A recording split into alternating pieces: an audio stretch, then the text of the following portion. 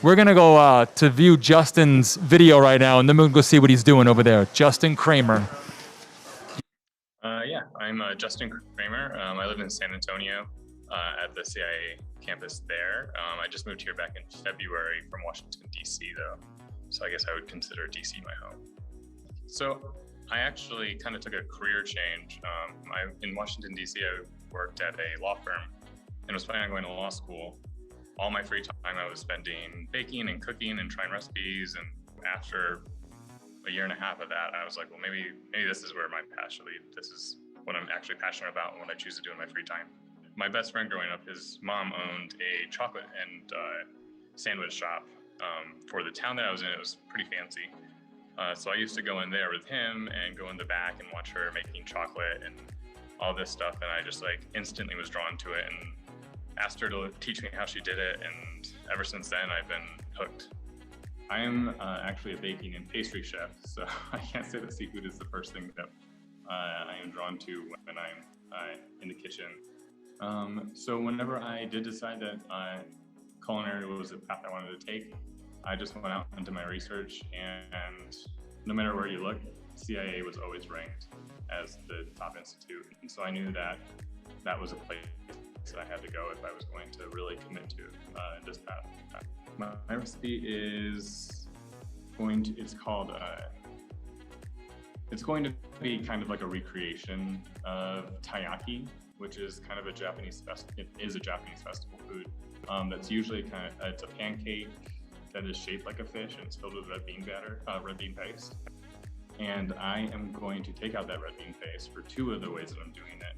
And I am going to prepare the fish in two different traditional Hawaiian ways and put that into the savory version of the taiyaki pancake. And then the third one, I'm going to use the taiyaki as an inspiration and create kind of like a Wellington. And if I can pull it off, I think it's going to be something that they've never seen before. And of having kind of a restructured fish. So I'm taking a fish that has already been prepared and filleted, and I'm putting it into something that's shaped like a fish. So it's almost going to be like you have a fish in front of you, you're taking a bite, and it's the inside of a fish. Currently, at a friend's place using her kitchen because she has such an amazing kitchen to do tests for, and everyone who, since I've known that I was going to be in this competition, who has helped me kind of like shape my ideas and given me feedback, and I have a great support system that has made me confident in changing my career and doing this competition, and I can be more thankful for it. So there we had Justin in video, and here we have Justin Kramer live, contestant number 3. So remember, for later, you need to know those things. So contestant number 3 is Justin. So Justin, those knives look nice and sharp, man. They are pretty sharp. I nicked myself a little bit earlier when I was preparing the fish. Don't tell anybody. Shh. Oh, did I get in your way? I'm so sorry. You're cutting now, chef. So what we're gonna do now is I want you to just take a minute. Can you describe your dish? I'm just gonna put the microphone closed. Yeah, sure. So fun fact is I'm actually a pastry chef, so I don't cook with fish a whole lot. So when I was talking to my friends, I was like, what in the world am I gonna do? They were like, well, you're gonna have to like break down a fish. And I was like, I don't know how to do that. I was probably be better at putting it back together. So that's what I'm doing. I'm doing a reconstructed 3 ways. So the first way, I'm going to do a Wellington, and it's going to have a brulee pineapple in it, and it's going to be shaped like a fish. And then the other 2 ways is going to be a taiyaki, which is a fish bun that's traditional for Japanese festivals. Usually they have red bean paste in them, but I made the pancake batter a little more savory, and I'm going to prepare 2 different kinds of in traditional Hawaiian ways and fill it with that. That is unbelievable. Can you, one more time, what is that called? Because you just taught me something. So it's called a taiyaki. A taiyaki. Fish buns. Little fish buns, taiyaki. You learn something new every day. You never stop learning. That is so amazing. And a pastry chef. You know I don't go near a pastry, my friend. This is why we have people like you. I love it. So thank you very much. And deconstructed, that's a really cool word, like just taking something and putting it back together so that you can learn about it. What's that, chef? Reconstructed. No, you're fine. I believe here's number 3, Justin. Oh. Do you want that mic, chef? You're gonna hold on to it? No. Okay, so you can eat. There you go.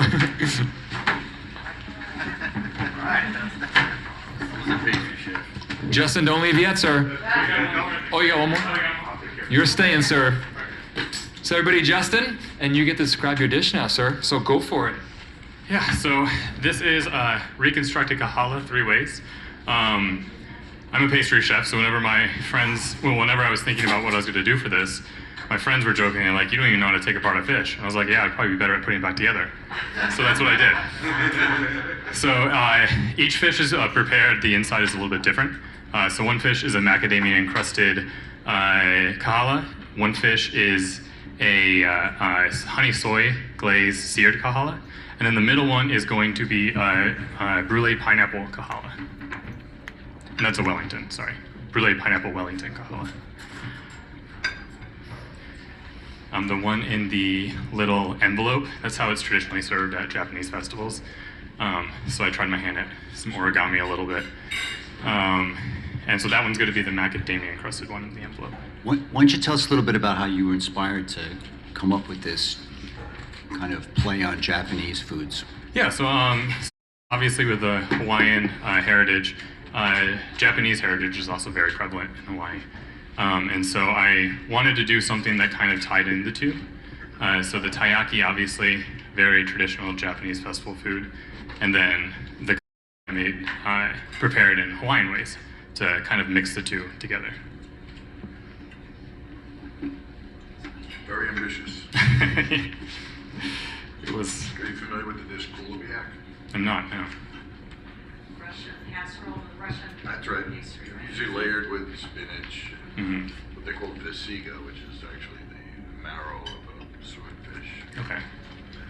which you don't see very often. But they, if you can't get that, they usually use kasha. Was it kasha? It brings me back to when I attended the Culinary Institute of America in the 70s. And it was something that we'd have on a voiture, the little cart that would go out into the dining room. It'd be this gigantic puff pastry filled, or brioche, Gotcha. either way. But usually we did puff pastry around the salmon. Okay. Layered it. It's just really kind of interesting. Yeah, I wanted to do something that was in my ballpark a little bit. So You ever watch Olympic diving or figure skating? I have, yes. You guys tell me I'm a There's always a snowboarder. degree of difficulty. Uh-huh. You've gone at a very high degree of difficulty here. I've certainly judged every big cooking competition that there is.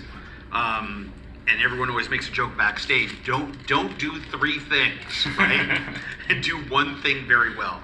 And you bit off 3 things here, and it's really, really hard to execute. I love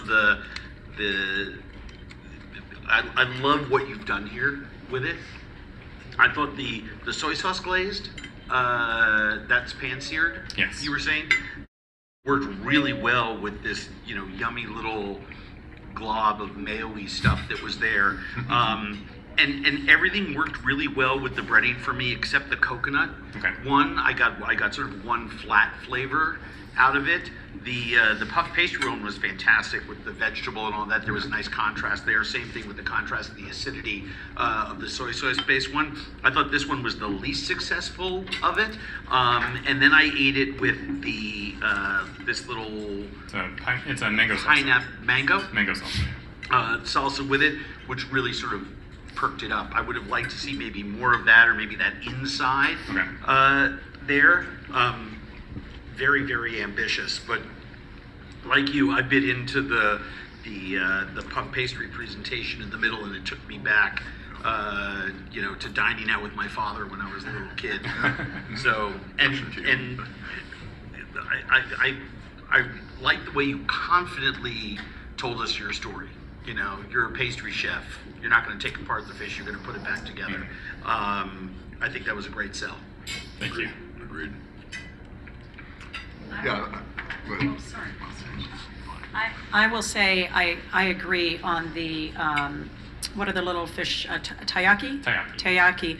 It's really clever to season the fish and then wrap it, right? With the soy soy marinade there. That's really pretty brilliant, and I can see that as almost fair food, right? Really craveable in a little cone or something, and it goes really well with the mayo dip. And this is the pastry. You can tell you're a pastry chef, right? You have a skill here. This is very fun. Nice, really inspirational and well done. Thank you. Any chef, you were going to add something? Oh, sure. I agree with everyone so far that's been commenting on your dish. This is very ambitious. Like a really good sandwich, you know, the thing that makes a great sandwich to me is the ratio of bread to filling, the sauce to everything. It has to be really well thought out. It's just a sandwich, right? The great sandwiches, the standouts, are the ones that have been thought out the most. And so, if there was any comment that I would say that to make it more balanced, it's a little bit more of the sauces. Okay. You know, I think you're a little bit timid with the amount of sauces because everything else is done so well. Thank you. Thank you so much. Good job. Thanks. I would add one thing is because I've just sparked something in my head. You're here to learn and to execute. You're already executing at a really, really high level. So if I'm not honest with you, I'm doing a disservice to you. Please in a brief chance to be able to mentor. There is a history to these dishes, and when you were talking about the coulibiac or some of the other great dishes like this that are done in puff pastry, if you had just focused on this center one and just given me that a little bit bigger with a classic sauce underneath it or a modernized version of it, my toes would have curled. You know, and that really is, and sometimes that's the best part about this is realizing, oh yeah, this is the winner. I've tried this several different ways.